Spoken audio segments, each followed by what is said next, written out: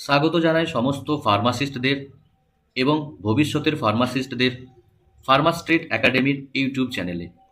আজকে আমরা কথা বলবো এয়ারপোর্ট ফার্মাসিস্টের চাকরি কিভাবে পাওয়া যেতে পারে, এয়ারপোর্ট ফার্মাসিস্টের চাকরি পেতে গেলে কিভাবে অ্যাপ্লিকেশন করতে হয়, বা কিভাবে প্রিপারেশন নিলে এয়ারপোর্ট ফার্মাসিস্টের চাকরি পাওয়া যায়, বা কি ক্রাইটেরিয়া থাকে সেটা নিয়ে আজকে আমরা কথা বলবো এই ভিডিওতে।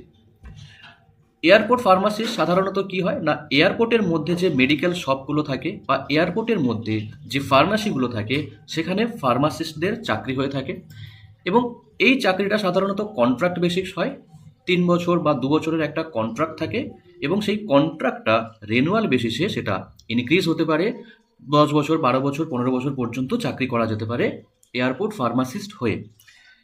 স্যালারি কীরকম থাকে, স্যালারি নিয়ে যদি আমরা আলোচনা করি তাহলে অ্যাপ্রক্সিমেটলি 27,000 টাকা থেকে 32,000 টাকা পর্যন্ত স্যালারি দেখা যায়। এর মধ্যে পিএফ বা ইএসআই যে ফেসিলিটিগুলো সেগুলোও থেকে থাকে। এবং কতদিন ছেড়ে ভ্যাকেন্সি আসতে থাকে না, এটা 2 বছর ছেড়েও ভ্যাকেন্সি দেখা যেতে পারে, 3 বছরও ভ্যাকেন্সি দেখা যেতে পারে, বা কখনো কখনো 4-5 বছরও লাগে ভ্যাকেন্সি আসতে। তো লাস্ট আমাদের যে ভ্যাকেন্সি ছিল সেটা হচ্ছে 2018-তে ভ্যাকেন্সি ছিল চেন্নাই এয়ারপোর্টের জন্য, এবং হায়দ্রাবাদ এয়ারপোর্টের জন্য ভ্যাকেন্সি ছিল লাস্ট 2018-তে। 2018-র পর থেকে এখনো পর্যন্ত কোনো ভ্যাকেন্সি দেখা যায়নি। আশা করি হয়তো খুব তাড়াতাড়ি এয়ারপোর্ট ফার্মাসিস্টের জন্য ভ্যাকেন্সি দেখা যেতে পারে। এবং প্রত্যেকটা এয়ারপোর্টে ভ্যাকেন্সি থাকে সাধারণত 2 থেকে 4টে, বা কখনো কখনো 6-7টাও ভ্যাকেন্সি দেখা যেতে পারে। এবং এয়ারপোর্ট ফার্মাসিস্টের জন্য যদি আমরা এক্সপিরিয়েন্স যদি চাওয়া হয় তাহলে সেখানে 1 বছরের একটা মিনিমাম এক্সপিরিয়েন্স চাওয়া হয়, এবং অ্যাজ এ ফার্মাসিস্ট হিসেবে এক্সপিরিয়েন্স থাকাটা দরকার, বা অ্যাজ এ ফার্মাসিস্ট হিসেবে 1 বছরের বেশিও সাধারণত যদি এক্সপিরিয়েন্স থাকে তাহলে বেশি এক্সপিরিয়েন্স ওয়াইজ কিন্তু সেখানে প্রেফারেন্স দেওয়া হয়ে থাকে। এজ ক্রাইটেরিয়া নিয়ে যদি আমরা বলি তাহলে এজে থাকে হচ্ছে জেনারেলদের জন্য 30 to 35 ইয়ার্স এজ থাকে, অ্যাপ্রক্সিমেটলি 32 ইয়ার্স আমরা ধরে চলবো জেনারেলদের জন্য। এটা যখন ভ্যাকেন্সি আসবে বা ক্রাইটেরিয়া আমরা দেখতে পাবো সেখানে অফিসিয়াল নোটিফিকেশনে আমরা কনফার্মেশন দেখতে পারবো যে জেনারেলদের জন্য কত এজ ক্রাইটেরিয়া থাকতে পারে। বা ওবিসির জন্য কিছুটা রিল্যাক্সেশন থাকে 37 ইয়ার্স পর্যন্ত, বা এসসি এসটিদের জন্য সাধারণত 40 ইয়ার্স পর্যন্তও যেতে পারে এজ রিল্যাক্সেশনটা। এটা ডিপেন্ড করে, আবারও বলছি, বিভিন্ন এয়ারপোর্টের বিভিন্ন ধরনের যে অথরিটি, যে এয়ারপোর্ট অথরিটি থাকে, যারা রিক্রুটার অথরিটি থাকে, যারা রিক্রুটমেন্ট প্রসেসিংয়ে থাকে দায়িত্বে, তাদের উপর ডিপেন্ড করে যে এয়ারপোর্টের যে ফার্মাসিস্টের এজ ক্রাইটেরিয়া সেটা কত হতে পারে। আমি এখানে একটা অ্যাপ্রক্সিমেটলি বললাম, যেটা লাস্ট যে ভ্যাকেন্সিগুলো তার বেসিসে আমি এখানে বললাম যে জেনারেলদের জন্য, ওবিসিদের জন্য, এসসি এসটিদের জন্য। নেক্সট, মিনিমাম কোয়ালিফিকেশন কি থাকতে হবে এয়ারপোর্ট ফার্মাসিস্টে অ্যাপ্লিকেশন করার জন্য? মিনিমাম যেটা কোয়ালিফিকেশন থাকতে হবে, ডিপ্লোমা ইন ফার্মাসি বা ব্যাচেলার অফ ফার্মাসি থাকতে হবে, আর রেজিস্টার্ড ফার্মাসিস্ট হতে হবে, registered under the pharmacy act 1948।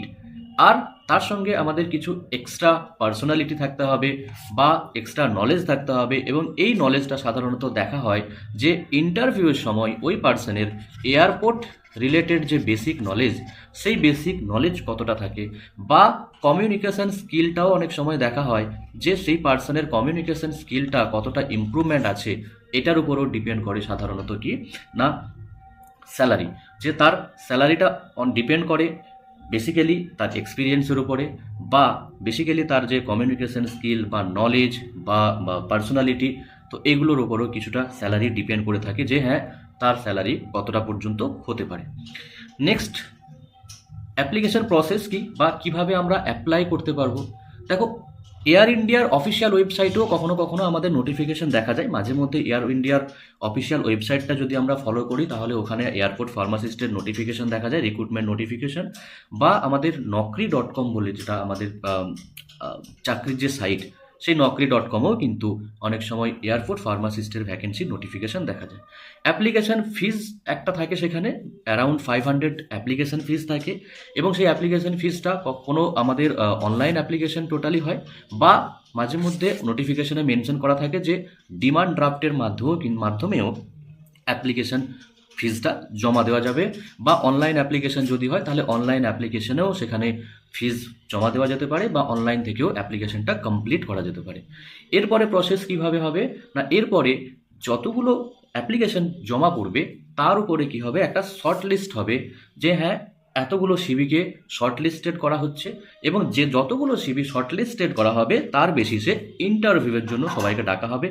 ইন্টারভিউয়ের পরে যারা ইন্টারভিউ সিলেক্ট হবে তাদের ডকুমেন্টস ভেরিফিকেশন প্রসেস চলবে, এবং ডকুমেন্ট ভেরিফিকেশন যাদের সাকসেসফুলি কমপ্লিট হবে তাদের একটা মেডিকেল টেস্ট হয়, মেডিকেল ফিটনেস টেস্ট যেটাকে আমরা বলে থাকি। মেডিকেল ফিটনেস টেস্টের পরে হচ্ছে সবাইকে, যারা কোয়ালিফাইড করবে তাদের সবাইকে জয়েনিং লেটার দেওয়া হবে। তো এই হচ্ছে কিছু ক্রাইটেরিয়া বা কিছু প্রসেস অ্যাপ্লিকেশনের জন্য। প্রিপারেশন স্ট্র্যাটেজি যদি আমি আরও একবার বলি তাহলে কোন বইগুলো পড়তে হবে ডিপ্লোমা বা ব্যাচেলার লেভেলের, তো basically pharmacology very much important. Pharmacology থেকে বেশ কিছু কোশ্চেন ওখানে জিজ্ঞেস করে ইন্টারভিউতে, আর এখানে বেসিক্যালি কোনো রিটিন এক্সাম হয় না, সাধারণত একটা ইন্টারভিউ প্রসেস হয়, ডকুমেন্ট ভেরিফিকেশন হয়, মেডিকেল টেস্ট হয়। এই হচ্ছে কিছু স্টেপ বাই স্টেপ প্রসেস। আর ফার্মাকোলজি আমি তো বললাম, ফার্মাকোলজি ছাড়া ফার্মাসিউটিক্স থেকে হয়তো দু একটা কোশ্চেন জিজ্ঞেস করতে পারে, বা হচ্ছে যে আমাদের জুরিসপ্রুডেন্স থেকে কিছু কোশ্চেন জিজ্ঞেস করতে পারে, যেটা এখন ডিপ্লোমা ফার্মাসিতে ল অ্যান্ড এথিক্স নামে যে সাবজেক্টটা, সেখান থেকে কোশ্চেন হতে পারে, বা আমাদের হসপিটাল অ্যান্ড বিজনেস ম্যানেজমেন্ট থেকে দু একটা কোশ্চেন মাঝে মধ্যে জিজ্ঞেস করা যেতে পারে, বা হচ্ছে যে এক্সপিরিয়েন্স, যেটা পার্সনের যদি এক্সপিরিয়েন্স থাকে 1 বছর 2 বছর 3 বছর, সে কোথায় কাজ করেছে, কিভাবে কাজ করেছে, তো এই জিনিসগুলো নিয়ে কিন্তু কোশ্চেন ওখানে দেখা যেতে পারে।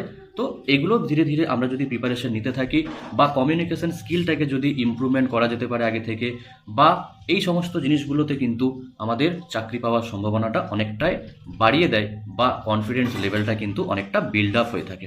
তো আজ থেকে যাদের স্বপ্ন যে এয়ারপোর্টে ফার্মাসিস্টের চাকরি করব, এয়ারপোর্ট ফার্মাসিস্ট চাকরি করার জন্য নিজেকে প্রিপারেশন করতে চিন্তাভাবনা করছো, তারা আজকে থেকে এই প্রসেসগুলো ফলো করো, আশা করি নিশ্চয়ই সাকসেস পাবে। So thanks for the watching, stay connected.